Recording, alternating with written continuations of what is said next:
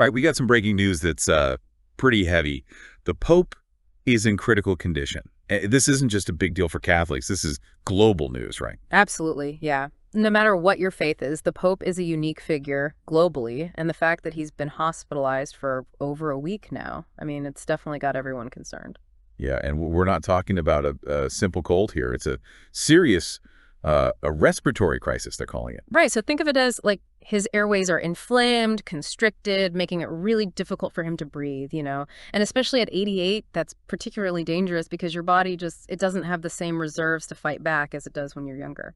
And on top of that, we're hearing about oxygen being administered, low platelet counts, even blood transfusions. I mean, what do these details tell us about how serious this is?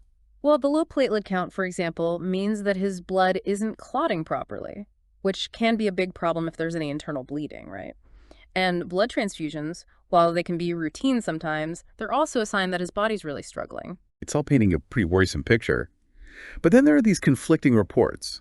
Some say he's alert, not in immediate danger, but others are using terms like sepsis and expressing a lot of caution.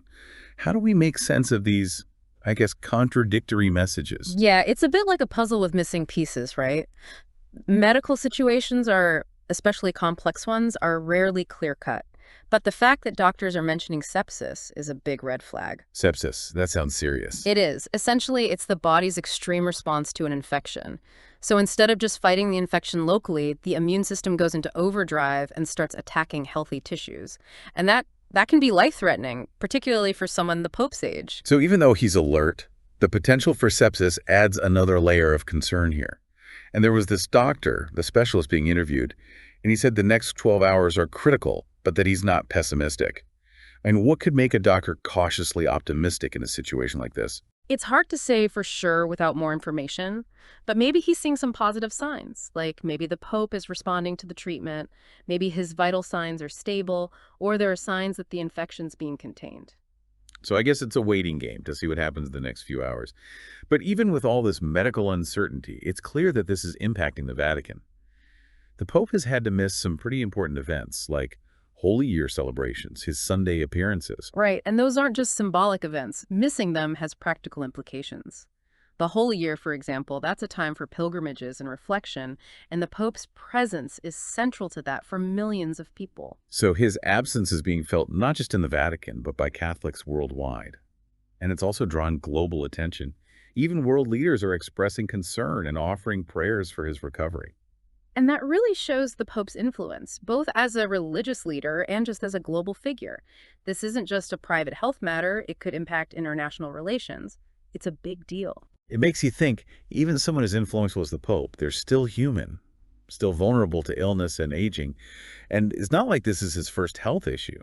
He's had respiratory problems going back decades, even had lung surgery when he was younger. Yeah, that was a major surgery. Part of his lung was removed due to pleurisy. That's an inflammation of the membranes surrounding the lungs. It's pretty incredible he's lived such a full and active life after that. It speaks to his resilience. I remember in his autobiography, there's a quote where he says something like, "The church is governed using the head and the heart, not the legs." Yeah, it's a powerful statement, especially now. You have to wonder, how is he holding on to that spirit when his body is so clearly failing him? Is it even possible to govern with just the head and heart when your body is in such a fragile state? At what point do physical limitations impact even the strongest will? Now, that is a question worth exploring. And it leads to a broader discussion about leadership in general, not just the church. How do we balance the demands of leadership with, aging and human frailty? It's a question we all face. Yeah, it really is a fascinating question, isn't it? Because we admire leaders who are so strong and unwavering, but we also really connect with those who show their vulnerability, acknowledge that they have limitations. Exactly. It's almost like we want our leaders to be superhuman, but also relatable at the same time. It's a tough balance. Especially when you're dealing with these kinds of health challenges like the Pope is, and it makes you think how his past struggles might be informing his approach to this current situation. We were talking about the lung surgery he had years ago that must have really shaped his perspective. Yeah, for sure. And it wasn't just that he's had other health issues too, right? Like, didn't he have colon surgery a couple years back? Yeah, in 2021, he had part of his colon removed because of diverticulitis. It's a condition that affects the digestive system and can be pretty serious, especially at his age. But even then, he bounced back so quickly and went right back to work. It's like he just sees these health challenges as another obstacle to overcome, you know? There's definitely a sense of that. Yeah, he often downplays his health issues and focuses on the spiritual aspects of his leadership, which I think resonates with a lot of people. It shows strength of character. But is there a risk in downplaying it? Like, could it lead to him pushing himself too hard when his body really needs to rest? That's a good question, and I'm sure it's something that his doctors and advisors are worried about. There's a fine line between resilience and recklessness, and it's important for leaders, especially spiritual leaders, to recognize that. Especially with the demands of being Pope. Mm. It's not like he has a desk job. It's constant travel, public appearances, engaging with people from all walks of life.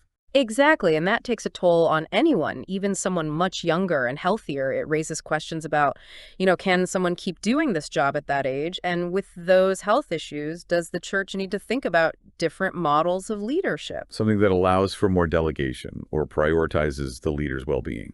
Exactly. It's about having a system that supports the leader, not just demands from them, a culture where it's okay to say I need help and where others can step up and help without anyone looking weak. That's a really important point because we often see leaders hesitant to step back, even when they should. They're afraid of seeming vulnerable. There's a lot of pressure to never show weakness, and we tend to celebrate people who push through pain and ignore their needs, but that can lead to burnout and then no one wins. It makes me think about that quote about governing with the head and the heart, not the legs. Maybe true strength is knowing when you need to rest and let others help. I think that's a great insight.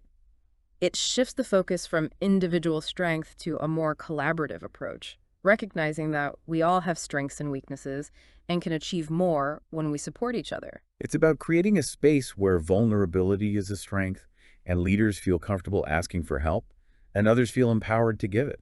Absolutely. And it's a beautiful vision that I think we could all benefit from, but it's hard to ignore the elephant in the room. What if the Pope condition gets worse? What happens if he can't be Pope anymore? Yeah, it's a question a lot of people are thinking about, especially Catholics. The Pope's health is personal, of course, but it also has huge implications for the Church. Absolutely. It raises so many questions about leadership, succession, the whole idea of the papacy. We've seen popes resign recently, but this feels different somehow. It does, doesn't it? Pope Benedict stepping down in 2013 was a big deal, but he was healthy. With Pope Francis potentially facing a life-threatening illness, it's a whole new level of uncertainty. It really is uncharted territory.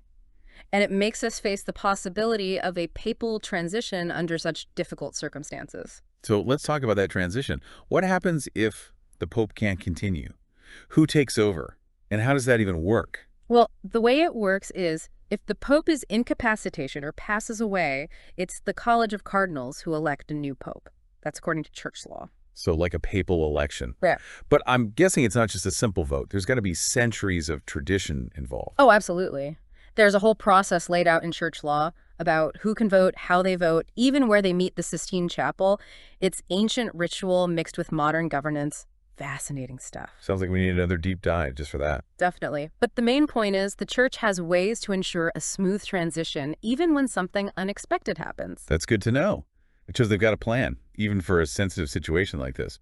But wow, the responsibility those cardinals have. It's not just picking a leader, it's choosing who guides over 1 billion people's spiritual lives. A huge decision, impacting not just the church, but the world. Like we were saying, the Pope has global influence. Right, he's not just religious, he's a diplomat, a peace advocate, a voice for social justice. A new Pope could shift things globally on so many issues. It's like ripples, This one man's health crisis could change the spiritual and geopolitical landscape in ways we can't even predict. Makes you think. And it highlights how interconnected the world is. It does. Reminds us that even with big events and challenges faced by those in power, we each have our part to play, our story, our contribution. As we keep following this story, I think it's important to do it with compassion. The Pope, no matter his position or health, is a person going through something really tough. Well said. And as we wrap up this deep dive, I want to leave our listeners with this thought. In a world that feels so chaotic, maybe the situation can remind us of what we share, our humanity, our vulnerability, and how important it is to support each other in tough times. That's a beautiful thought, and one we can all carry with us. Thanks for joining us on this journey. Until next time, keep learning, keep questioning, and keep diving deep.